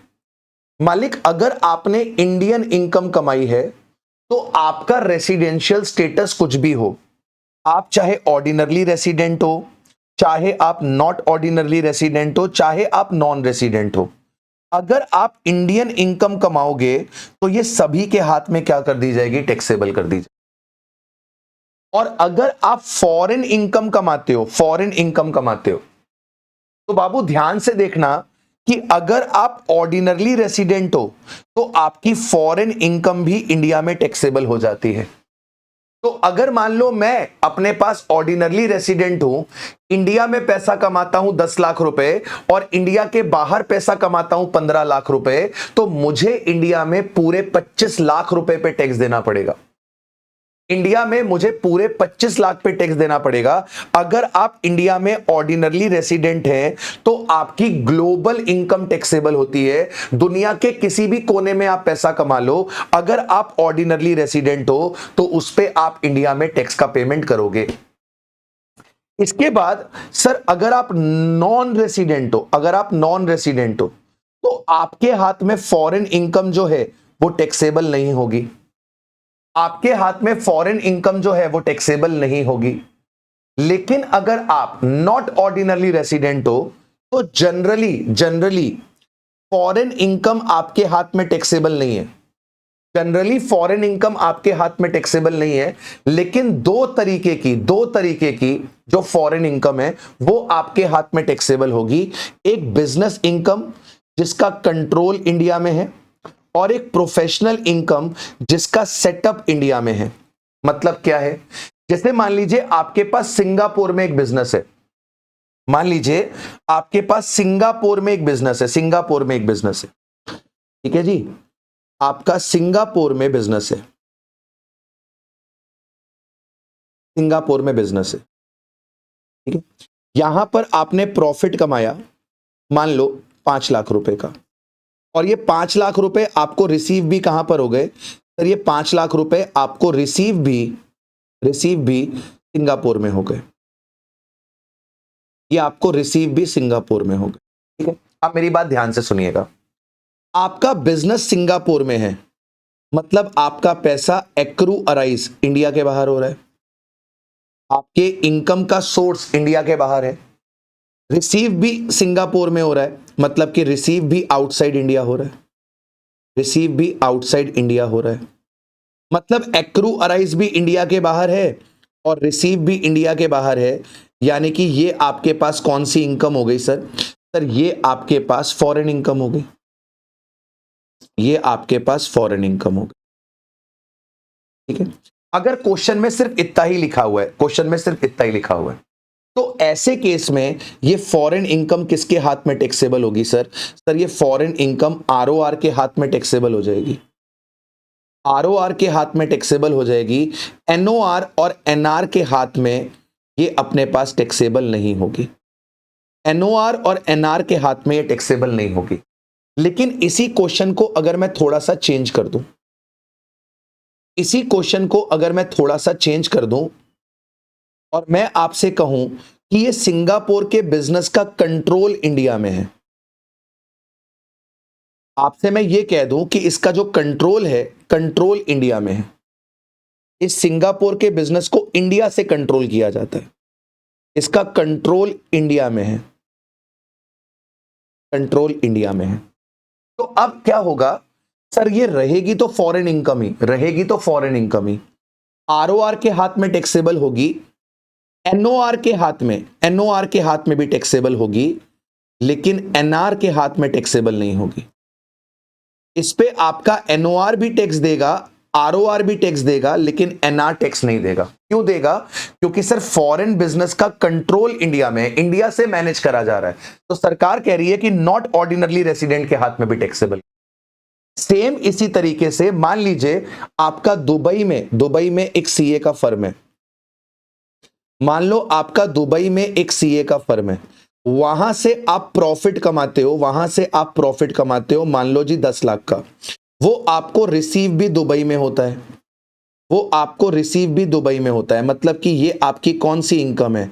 मतलब ये आपकी फॉरेन इनकम है, ये आपकी फॉरेन इनकम है।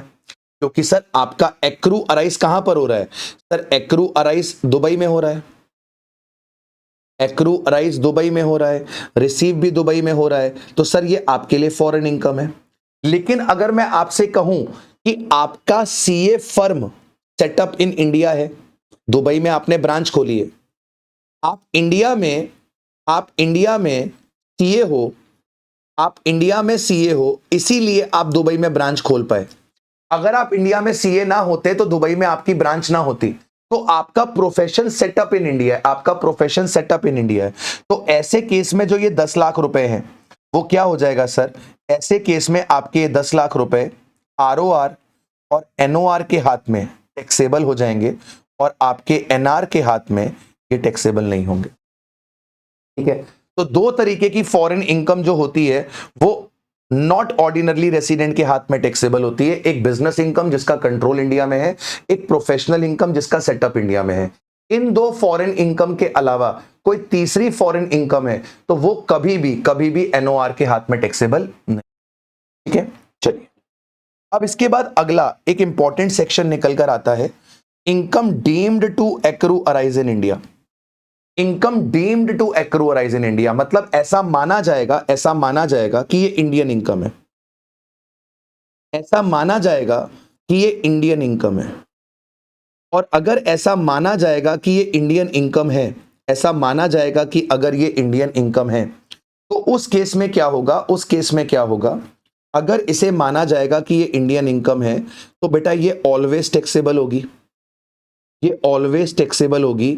मतलब आप आरओआर हो, चाहे आप एनओआर हो, चाहे आप एनआर हो, की फर्क पैंदा है? कोई फर्क नहीं पैंदा।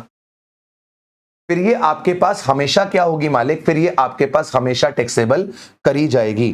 डीम्ड इंडियन इनकम माना जा रहा है कि ये इंडियन इनकम है, माना जा रहा है कि ये आपकी इंडियन इनकम है, डीम्ड इंडियन इनकम। ध्यान से सुनिएगा क्या कह रहा है। सबसे पहला पॉइंट कह रहा है एनी इनकम एक्रू और arise to an assessee in any place outside India. मतलब आपको इनकम इंडिया के बाहर मिली है, लेकिन उस इनकम का इंडिया में बिजनेस कनेक्शन है, उस इनकम का इंडिया में बिजनेस कनेक्शन है। मतलब अगर इनकम का इंडिया में बिजनेस कनेक्शन है तो वो दुनिया के किसी भी कोने में रिसीव हो जाए, दुनिया के किसी भी कोने में एक्रूअराइज हो जाए, अगर उस इनकम का इंडिया के साथ बिजनेस कनेक्शन एस्टेब्लिश हो गया तो वहां पर हम उसे इंडियन इनकम मान लेंगे और सबके हाथ में टैक्सेबल कर देंगे। सर बिजनेस कनेक्शन इंडिया में कैसे एस्टेब्लिश होता है? बेटा अगर मान लो कोई नॉन रेसिडेंट है, वो अपने पास अपॉइंट कर ले एजेंट इन इंडिया, अगर वो अपॉइंट कर ले एजेंट इन इंडिया और वो एजेंट क्या कर रहा है? वो एजेंट नॉन रेसिडेंट के बिहाफ पे कॉन्ट्रैक्ट्स कर रहा है, वो एजेंट नॉन रेसिडेंट के बिहाफ पे स्टॉक मेंटेन कर रहा है, वो एजेंट नॉन रेसिडेंट के बिहाफ पे ऑर्डर सिक्योर कर रहा है। तो अगर एजेंट नॉन रेसिडेंट के बिहाफ पे कॉन्ट्रैक्ट कर रहा है, स्टॉक मेंटेन कर रहा है, ऑर्डर सिक्योर कर रहा है, तो मान लिया जाएगा कि उस नॉन रेसिडेंट का इंडिया में बिजनेस कनेक्शन आ गया। मान लिया जाएगा कि उस नॉन रेसिडेंट का इंडिया में बिजनेस कनेक्शन आ गया, और जब आपका इंडिया में बिजनेस कनेक्शन आ जाएगा तो इनकम आप कहीं पर भी कमाओ वो इंडिया में टैक्सेबल हो जाएगी।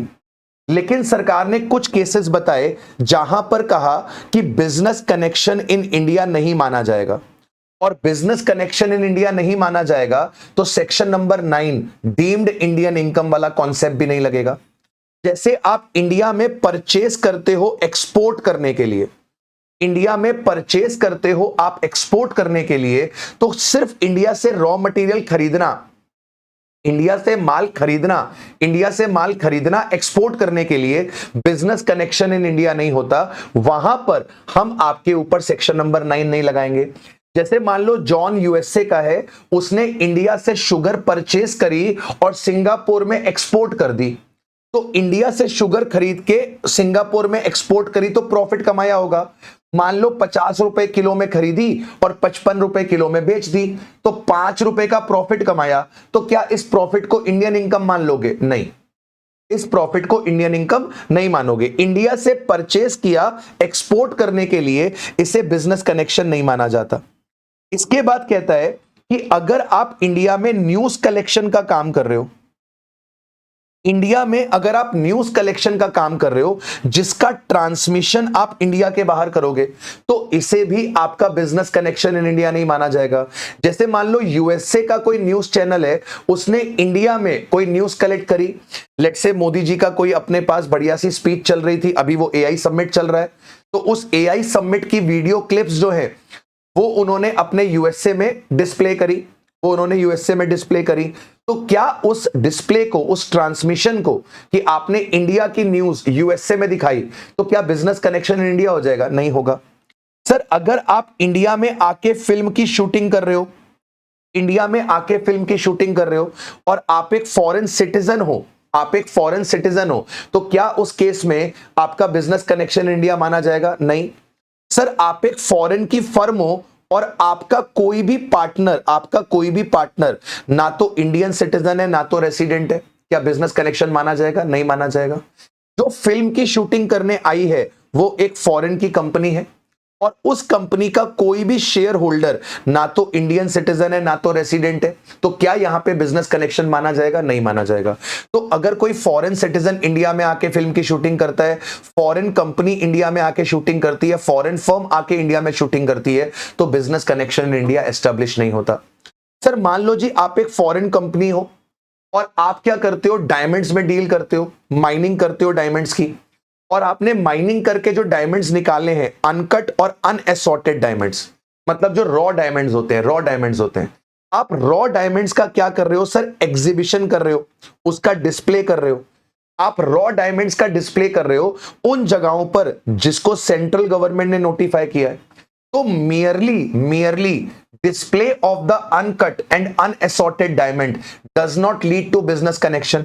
तो अगर कोई विदेशी कंपनी इंडिया के नोटिफाइड जोन में आकर अनकट अनएसॉर्टेड डायमंड, रॉ डायमंड का डिस्प्ले करती है तो बिजनेस कनेक्शन नहीं होता। 4 केसेस में बिजनेस कनेक्शन नहीं है।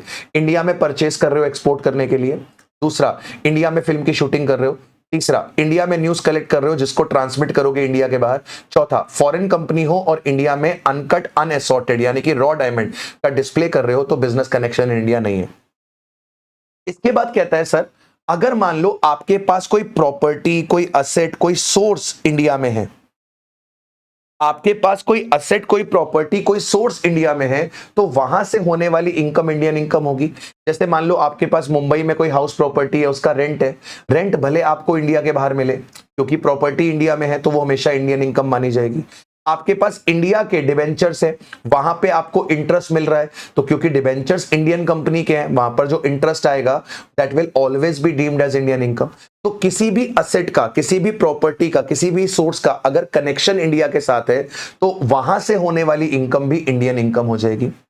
इसके बाद कहता है कि अगर आपने कोई कैपिटल असेट जो कि इंडिया में सिचुएटेड थी उसे बेचा है, तो वहां पर भी इंडियन इनकम होगी। अब ये दोनों पॉइंट जो है ना बड़े ऑब्वियस है, ये दोनों पॉइंट बड़े ऑब्वियस हैं। जैसे मान लो आपके पास इंडिया में कोई जमीन है, आप उस इंडिया की जमीन को बेच रहे हो। मान लो आपका सेलिंग एग्रीमेंट इंडिया के बाहर हो रहा है, बेचने वाला भी इंडिया का सिटीजन नहीं है, खरीदने वाला भी इंडियन का सिटीजन नहीं है, एक एग्रीमेंट इंडिया के बाहर हो रहा है, पावर ऑफ अटॉर्नी दे दी गई, पैसा ले लिया गया, ट्रांसफर कर दी गई, तो क्या वहां पर उसे इंडियन इनकम माना जाएगा? माना जाएगा। अगर आप अपने पास इंडियन कैपिटल असेट बेच रहे हो, दुनिया के किसी भी कोने में बेच लो, वो आपके पास हमेशा इंडियन इनकम होगी। इसके बाद अगला पॉइंट आता है कि सर अगर आपने इंडिया में सर्विसेज रेंडर करी हैं और आपको उसके लिए सैलरी मिल रही है, अगर आपने इंडिया में सर्विसेज रेंडर करी हैं और उसके लिए आपको सैलरी मिल रही है, तो उसे हमेशा क्या माना जाएगा? उसे हमेशा इंडियन इनकम माना जाएगा। जैसे मैं क्लास में भी एग्जांपल देता हूं कि लेट्स से मान लो एक एप्पल कंपनी है, यूएसए की कंपनी है, उसका एक मार्केटिंग हेड है जॉन मार्केटिंग हेड है। जॉन को एप्पल कंपनी ने 2 महीने के लिए इंडिया भेजा, मुंबई में, कि आप इंडिया जाओ और इंडिया जाके एप्पल की मार्केटिंग को संभालो। 2 महीने के लिए जॉन मुंबई में रहे, उन्होंने मुंबई में रहकर काम किया और अपनी मार्केटिंग इंडिया की सॉर्ट करी। तो 2 महीने की जो तनख्वाह जॉन को मिलेगी वो इंडियन इनकम मानी जाएगी, क्योंकि जॉन ने सर्विसेज इंडिया में रेंडर करी। अगला पॉइंट आता है salary paid by government of India. किसी इंडियन सिटीजन को सैलरी दे रही है, क्योंकि उस इंडियन सिटीजन ने इंडिया के बाहर सर्विसेज दी हैं। किसी इंडियन सिटीजन ने अगर गवर्नमेंट ऑफ इंडिया को इंडिया के बाहर सर्विसेज दी हैं, तो जो सैलरी गवर्नमेंट ऑफ इंडिया ने पे करी है वो माना जाएगा कि एक्रू अराइज कहां पर हुई है? इंडिया में हुई है। जैसे मान लीजिए मिस्टर जे हैं, ये इंडियन एम्बेसी में काम करते हैं, और ये इंडियन एम्बेसी कहां की है? ये इंडियन एम्बेसी ऑस्ट्रेलिया में है। ऑस्ट्रेलिया में इंडियन एम्बेसी में काम करते हैं और मिस्टर जे जो है वो इंडियन सिटीजन है, ये इंडियन सिटीजन है, ठीक है। अब मेरे को ऑस्ट्रेलिया में जो इंडियन एम्बेसी है वहां पे नौकरी मिल रखी है, किसने दी होगी? गवर्नमेंट ऑफ इंडिया ने दी होगी। तो गवर्नमेंट ऑफ इंडिया मेरे को जो सैलरी दे रही है, गवर्नमेंट ऑफ इंडिया मेरे को जो सैलरी दे रही है, इस पे सेक्शन नंबर 9 लग जाएगा। ये माना जाएगा कि ये सैलरी एक्रू अराइज कहां हो रही है? ये माना जाएगा कि ये सैलरी एक्रू अराइज इंडिया में हो रही है। हालांकि मैं सर्विसेज कहां दे रहा हूं? ऑस्ट्रेलिया में दे रहा हूं, मेरे को सैलरी भी ऑस्ट्रेलिया में ही रिसीव हो रही है, लेकिन फिर भी सरकार कह रही है कि हम इसे क्या मानेंगे? इंडियन इनकम मानेंगे। अगर गवर्नमेंट ऑफ इंडिया किसी इंडियन सिटीजन को इंडिया के बाहर सर्विसेज देने के लिए अगर सैलरी देती है, तो वो salary deemed to accrue arise in India मानी जाएगी। अब सैलरी में आपके पास बेसिक सैलरी होगी,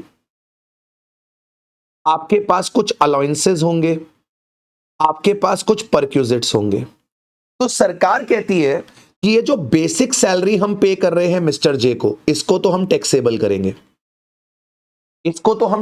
करेंगे, लेकिन गवर्नमेंट ऑफ इंडिया ने मिस्टर जे को, जो कि इंडियन सिटीजन है, इनको इंडिया के बाहर जो अलाउंसेस और पर्क दे रखे हैं, ये अलाउंसेस और पर्क को एग्जेम्प्ट करा जाएगा अंडर सेक्शन 10 सबसेक्शन 7। इन अलाउंसेस और पर्क को एग्जेम्प्ट करा जाएगा अंडर सेक्शन 10 सबसेक्शन 7, ठीक है। यही पॉइंट आगे आपको यहां पर लिखा हुआ मिल जाएगा, कि जो अलाउंसेस और पर्क है, जो अलाउंसेस और पर्क आपको मिल रहे हैं, उन्हें क्या करा हुआ है? उन्हें एग्जेम्प्ट करा हुआ है, ठीक है। इसके बाद आता है कि अगर आपको इंडियन कंपनी से कोई डिविडेंड मिलता है, दुनिया के किसी भी कोने में मिल जाए, कोई फर्क नहीं पड़ता। इंडियन कंपनी से अगर आपको डिविडेंड मिलेगा, it will always be considered as Indian income, अब अगला पॉइंट समझिएगा, अगला पॉइंट समझिएगा। कह रहा है कि सर अगर आपने इंटरेस्ट ऑन लोन का पेमेंट करा है, मैं आपको यहां से समझाता हूं, इसको जरा मैं आपको क्लास नोट से समझाता हूं। देखिएगा, देखिएगा अगला point, interest on loan, interest on loan, interest on loan. अगर interest on loan government of India दे रही है, गवर्नमेंट ने आपसे कोई लोन लिया है, गवर्नमेंट ने आपसे कोई लोन लिया है, गवर्नमेंट ऑफ इंडिया आपको इंटरेस्ट ऑन लोन का पेमेंट कर रही है, तो जो रिसिपिएंट है इंटरेस्ट का, जिसको इंटरेस्ट मिल रहा है, वो कोई भी बंदा हो, चाहे रेसिडेंट हो, चाहे नॉन रेसिडेंट हो, चाहे नॉट ऑर्डिनरी, कोई भी हो, रिसिपिएंट कोई भी हो, अगर गवर्नमेंट ऑफ इंडिया इंटरेस्ट देगी तो उस इंटरेस्ट को हमेशा इंडियन इनकम माना जाएगा और रिसिपिएंट के हाथ में टैक्सेबल करा जाएगा। जैसे वर्ल्ड बैंक ने गवर्नमेंट ऑफ इंडिया को 1000 करोड़ का लोन दिया 10% के ब्याज पे। गवर्नमेंट ऑफ इंडिया इंटरेस्ट का पेमेंट कर रही है वर्ल्ड बैंक को, वर्ल्ड बैंक को। वर्ल्ड बैंक कौन है? वर्ल्ड बैंक एनआर है। तो वर्ल्ड बैंक को जो ये इंटरेस्ट मिलेगा 100 करोड़ रुपए का, वो वर्ल्ड बैंक के लिए क्या बन जाएगा? इंडियन इनकम बन जाएगा। यानी कि इंडियन इनकम बन गया तो वर्ल्ड बैंक को उस पे इंडिया में टैक्स देना पड़ेगा। अगर इंटरेस्ट ऑन लोन का पेमेंट कोई रेसिडेंट कर रहा है, चाहे वो ऑर्डिनरली रेसिडेंट हो चाहे नॉट ऑर्डिनरली रेसिडेंट हो, अगर कोई रेसिडेंट इंटरेस्ट ऑन लोन का पेमेंट कर रहा है तो रिसिपिएंट कोई भी बंदा हो, जिसको इंटरेस्ट मिल रहा है वो कोई भी बंदा हो, अगर रेसिडेंट इंटरेस्ट ऑन लोन की पेमेंट कर रहा है तो उसे इंडियन इनकम माना जाएगा। अगर लोन का पैसा आपने यूज किया है for earning any income in India, loan के पैसे को अगर आपने इंडिया में लगा दिया है तो वहां पर जो इंटरेस्ट इनकम होगी वो इंडियन इनकम मानी जाएगी। जैसे मान लीजिए बैंक ऑफ अमेरिका यूएसए है, ये भी नॉन रेसिडेंट है। इसने क्या किया? इसने 100 करोड़ रुपए का लोन, 100 करोड़ रुपए का लोन 10% के ब्याज पर सुनील सर को दे दिया। सुनील सर आरओआर हो चाहे एनओआर हो, फर्क नहीं पड़ता। तो सुनील सर ने क्या किया? बैंक ऑफ अमेरिका से 100 करोड़ का लोन ले लिया। अब सुनील सर ने 50 करोड़ रुपए इंडिया के बिजनेस में लगा दिए और 30 करोड़ रुपीस के इन्होंने रिलायंस के डिबेंचर खरीद लिए। तो इन्होंने इंडिया में कितनी इन्वेस्टमेंट कर दी? सर सुनील सर ने ये 100 करोड़ के लोन में से 80 करोड़ रुपए इंडिया में यूज कर लिया। तो जो 80 करोड़ रुपए इंडिया में यूज किया है, इसका जो ब्याज होगा, इसका जो ब्याज होगा वो बैंक ऑफ अमेरिका के लिए इंडियन इनकम बन जाएगा, क्योंकि इंटरेस्ट बैंक ऑफ अमेरिका को मिलेगा, बैंक ऑफ अमेरिका के लिए इंटरेस्ट इनकम है। तो 80 करोड़ का जो ब्याज है 8 करोड़ रुपए, वो बैंक ऑफ अमेरिका के लिए इंडियन इनकम बन जाएगा। सुनील सर ने 20 करोड़ रुपीस बैंकॉक के किसी बिजनेस में इन्वेस्ट करें। पूछना है सुनील सर से बैंकॉक में कौन सा बिजनेस है। इन्होंने 20 करोड़ रुपीस बैंकॉक के बिजनेस में इन्वेस्ट करे, तो जो पैसा इंडिया के बाहर इन्वेस्ट हुआ उस पे जो ब्याज आएगा, उस पे जो ब्याज आएगा वो अपने पास क्या होगा? इंडियन इनकम नहीं माना। इसके बाद अगर मान लो interest on loan, interest on loan एक नॉन रेसिडेंट दे रहा है, non resident interest on loan की पेमेंट कर रहा है तो उसे इंडियन इनकम माना जाएगा अगर लोन का पैसा यूज करा जाएगा इंडिया में बिजनेस और प्रोफेशन की इनकम को अर्न करने के लिए। इंडिया में बिजनेस और प्रोफेशन की इनकम को अर्न करने के लिए पैसा अगर इन्वेस्ट किया जाएगा तो वो इंडियन इनकम होगा। इसी एग्जांपल में मैंने कहा कि सुनील सर अगर मान लो नॉन रेसिडेंट है, बैंक ऑफ अमेरिका से 100 करोड़ का लोन आया था, 50 करोड़ रुपए उन्होंने बिजनेस में लगाए, 30 करोड़ रुपीस उन्होंने डिबेंचर्स में लगाए, 20 करोड़ रुपीस उन्होंने बैंकॉक के बिजनेस में लगाए। ध्यान से सुनना मेरी बात को। जितना पैसा नॉन रेसिडेंट जितना पैसा इंडिया के बिजनेस में लगाएगा, इंडिया के बिजनेस में लगाएगा, उसका जो ब्याज होगा वो रिसिपिएंट के लिए इंडियन इनकम होगा। तो सुनील सर ने इंडिया के बिजनेस में 50 करोड़ रुपए लगाए हैं, इस 50 करोड़ का जो ब्याज होगा वो अपने पास बैंक ऑफ अमेरिका के लिए इंडियन इनकम बनेगा, बाकी इंडियन इनकम नहीं बनेगा। एनआर के लिए आपको देखना है कि पैसा इंडिया के बिजनेस में लगना चाहिए। एनआर के केस में आपको देखना है पैसा इंडिया के बिजनेस में लगना चाहिए। आरओआर एनओआर के केस में देखना है कि पैसा इंडिया में लगना चाहिए, बिजनेस में लगे या कहीं और लगे। रेसिडेंट के केस में लोन का पैसा चाहे बिजनेस में लगे चाहे किसी और काम में लगे, कोई दिक्कत नहीं है, वहां से जो इंटरेस्ट होगा वो इंडियन इनकम ही होगा। लेकिन एनआर के केस में पैसा कहां लगना चाहिए? इंडिया के बिजनेस में लगना चाहिए। जब पैसा इंडिया के बिजनेस में लगेगा then only it will be considered as Indian income, otherwise नहीं माना जाएगा। इसके बाद आखिरी पॉइंट आता है आपके पास पेमेंट ऑफ रॉयल्टी का और टेक्निकल फीस का। रॉयल्टी किसके लिए दिया जाता है? Intellectual property right, copyright, patent, know how, trademark, brand name, logo. Technical fees किसके लिए दिया जाता है? टेक्निकल कंसल्टेंसीज के लिए। तो अगर गवर्नमेंट ऑफ इंडिया रॉयल्टी और टेक्निकल फीस का पेमेंट करेगी तो रिसिपिएंट कोई भी हो उसके हाथ में वो हमेशा इंडियन इनकम माना जाएगा। अगर रॉयल्टी का और टेक्निकल फीस का पैसा कोई रेसिडेंट दे रहा है या फिर नॉन रेसिडेंट दे रहा है तो वो इंडियन इनकम तभी माना जाएगा जब आईपीआर और टेक्निकल कंसल्टेंसी को इंडिया में यूज करा जाएगा। अगर आईपीआर और टेक्निकल कंसल्टेंसी को इंडिया में यूज करा जाएगा तो जो भी रॉयल्टी और टेक्निकल फीस पे होगी वो रिसिपिएंट के लिए इंडियन इनकम होगी। जैसे मान लीजिए जॉन है, यूएसए के रहने वाले हैं, इन्होंने एक पेटेंट का right to use Nitin sir को दे दिया। नितिन सर चाहे रेसिडेंट हो चाहे नॉन रेसिडेंट हो कोई फर्क नहीं पड़ता। नितिन सर ने इस पेटेंट का इस्तेमाल इंडिया में भी किया और इन्होंने इस पेटेंट का इस्तेमाल रशिया में भी किया। तो अब इंडिया में जो पेटेंट का यूज हुआ है उसके लिए जो रॉयल्टी होगी वो जॉन के लिए इंडियन इनकम होगी, और जो रशिया में पेटेंट यूज हुआ है उसकी जो रॉयल्टी होगी वो जॉन के लिए इंडियन इनकम नहीं होगी। तो जो पेटेंट इंडिया में यूज हुआ उसकी जो रॉयल्टी है वो रिसिपिएंट के लिए, जिसको रॉयल्टी का पैसा मिल रहा है, रिसिपिएंट के लिए वो इंडियन इनकम होगी, और जो पैसा इंडिया के बाहर यूज हुआ है वो रिसिपिएंट के लिए इंडियन इनकम नहीं होगी। तो बेसिकली आपको यह देखना है कि अगर आईपीआर और टेक्निकल कंसल्टेंसी इंडिया में यूज हुई है तो उसकी पेमेंट रिसिपिएंट के लिए इंडियन इनकम है। लोन के केस में आपको देखना है कि लोन का पैसा अगर इंडिया में यूज हुआ है तो लोन का जो ब्याज है वो रिसिपिएंट के लिए इंडियन इनकम। आपको यूज देखना है कि यूज कहां पर हुआ है। तो लोन, रॉयल्टी और आपकी टेक्निकल कंसल्टेंसी अगर ये इंडिया में यूज हो रही हैं तो इनका कंसीडरेशन रिसिपिएंट के लिए इंडियन इनकम है। इंडिया के बाहर यूज हो रही हैं तो इनका कंसीडरेशन रिसिपिएंट के लिए इंडियन इनकम, राइट। इसी के साथ राजा बेटा हमने ये पूरा का पूरा चैप्टर अपने पास क्या कर लिया है सर?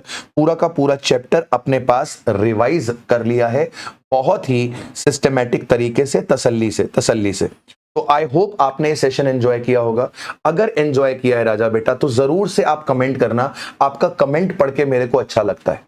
देखो यहां पर कोई मॉनेटरी कंसिडरेशन तो मिलना नहीं है, आपका प्यार ही है। मैं आपको दे रहा हूं, आप मुझे दे रहे हो, तो प्यार का एक्सचेंज हो रहा है। और आप कमेंट बॉक्स में अपना प्यार जरूर से दिखाइएगा कि आपको ये वीडियो कैसा लगा है, राइट।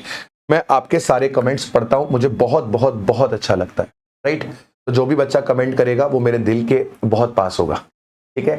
शुक्रिया मालिक, आज के लिए इतना ही। मिलते हैं नेक्स्ट सेशन में। फिर बता रहा हूं, डे आफ्टर टुमारो हमारा लाइव सेशन है जिसमें हम रेसिडेंशियल स्टेटस के क्वेश्चंस करेंगे। जरूर से वो सेशन को ज्वाइन करिएगा। By two all, have a nice.